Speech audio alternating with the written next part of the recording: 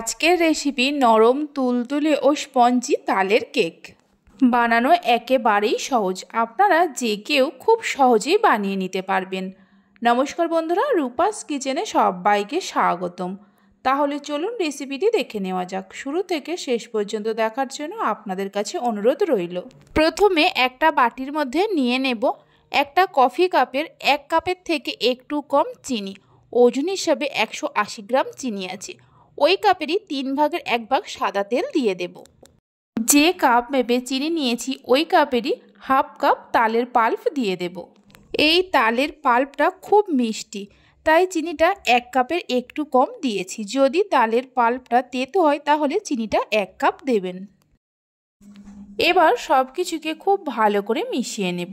সব কিছুকে মিশিয়ে নেওয়ার পর এর মধ্যে দিয়ে দেব যে কাপ মেপে চিনি নিয়েছি ওই কাপেরই 1 কাপ ময়দা। ওজন হিসাবে 200 গ্রাম ময়দা আছে।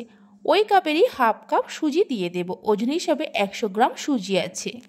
10 টাকা প্যাকেটের 2 প্যাকেট গুঁড়ো দুধ দিয়ে দেব। সামান্য নুন দিয়ে দেব। যে কোনো মিষ্টি জাতীয় খাবারে সামান্য নুন দিলে স্বাদটা খুব ভালো হয়। সব কিছুকে মিশিয়ে নেব। সব কিছুকে মিশিয়ে নেওয়ার পর ওই কাপেরই হাফ কাপ জল দিয়ে দেব। এই ব্যাটারটাকে একটু ঘন করে বানাতে হবে। জল দিয়ে জলটাকেও খুব ভালো করে মিশিয়ে নেব। দেখুন ঠিক এরকম একটা ঘন ব্যাটার তৈরি করে নিতে হবে। এবার ঢাকা দিয়ে 10 মিনিটের জন্য রেখে দেব। 10 মিনিট পর আপনাদের দেখাচ্ছি। 10 মিনিট পর দেখুন সুজিগুলোও নরম হয়ে গেছে আর চিনিগুলোও মেল্ট হয়ে গেছে। মিনিট 2-3 সময় ধরে ব্যাটারটাকে খুব ভালো করে ফেটিয়ে নেব। এইভাবে একবার তালের কেকটা বাড়িতে বানিয়ে দেখতে পারেন, খেতে খুবই ভালো হয়। আর বাড়িতে বানালে খেয়ে আপনাদের কেমন লাগলো অবশ্যই আমাকে কমেন্ট করে জানাবেন। ব্যাটারটাকে ফেটিয়ে নেওয়ার পর এর মধ্যে দিয়ে দেব বাড়িতে যে ছোট চামচ থাকে ওই চামচেরই 1 চামচ বেকিং পাউডার। যতটা বেকিং পাউডার নিয়েছি তার হাফ বেকিং সোডা দিয়ে দেব। বেকিং পাউডার আর বেকিং সোডাটা ব্যাটারের সঙ্গে মিশিয়ে নেব। বেকিং পাউডার আর বেকিং সোডা যদি বাড়িতে না থাকে তাহলে 1 প্যাকেট ইনোর ব্যবহার করতে পারেন। দেখুন ঠিক এরকম একটা ঘন ব্যাটার তৈরি করে নিতে হবে। এদিকে একটা কেক টিনের মধ্যে বাটার পেপার দিয়ে তার মধ্যে অল্প একটু সাদা তেল ব্রাশ করে রেখে দিয়েছিলাম। কেক টিনের মধ্যে ব্যাটারটাকে ঢেলে দেব। কেক টিনের মধ্যে ব্যাটারটা ঢেলে দেওয়ার পর এইভাবে ধরে একটু ট্যাপ করে নেব, তাহলে ব্যাটারটা চারিদিকে সমানভাবে ছড়িয়ে যাবে। এদিকে গ্যাসের ওপর একটা কড়া বসিয়ে তার মধ্যে স্ট্যান্ড রেখে ঢাকা দিয়ে হাই ফ্লেমে মিনিট 5 সময় ধরে গরম করে নিয়েছিলাম।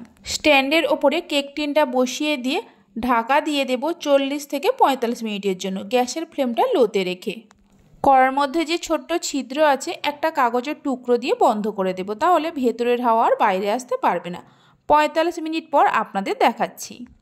45 মিনিট পর ঢাকা খুলে দেখে নেব কেকটা হয়েছে কিনা। একটা টুথপিক নিয়ে কেকের মধ্যে এইভাবে দিয়ে দেখে নেব। দেখুন টুথপিকের গায়ে কিছু লাগেনি, মানে কেকটা তৈরি হয়ে গেছে। কেকটাকে নামিয়ে রেখে ঠান্ডা হতে দেব। কেকটা ঠান্ডা হয়ে যাওয়ার পর একটা ছুরি দিয়ে গোল করে ঘুরিয়ে নেব। প্লেটের মধ্যে কেকটাকে ঢেলে নিয়ে ওপরে যে বাটার পেপারটা আছে তুলে ফেলে দেব। রেসিপি ভালো লেগে থাকলে অবশ্যই একটা লাইক করবেন, বন্ধুদের সঙ্গে শেয়ার করবেন। ভালো লাগলে চ্যানেলটি সাবস্ক্রাইব করে পাশে থাকা বেল আইকনটি প্রেস করবেন নতুন রেসিপির আপডেট সবার আগে পাওয়ার জন্য। কেকটাকে কেটে দেখিয়ে দিচ্ছি, দেখুন কতটা নরম তুলতুলে ও স্পঞ্জি হয়েছে। তাহলে চলুন ভিডিওটা আমি এখানেই শেষ করছি। আপনারা সবাই ভালো থাকবেন, সুস্থ থাকবেন। ধন্যবাদ।